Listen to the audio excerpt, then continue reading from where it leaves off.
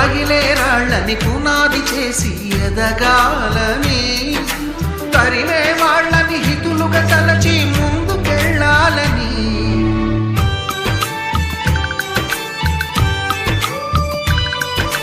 కన్నుల నీటిని కలల సాగుకై వాడుకోవాలని, కాచే నిప్పుని ప్రమిదగా మలచి కాంతి పంచాలని, గుండెతో ధైర్యం చెప్పెను, చూపుతో మార్గం చెప్పెను, అడుగుతో గమ్యం చెప్పెను, నేనున్నానని నీకేం కాదని, నిన్నటి రాతని మార్చేస్తానని.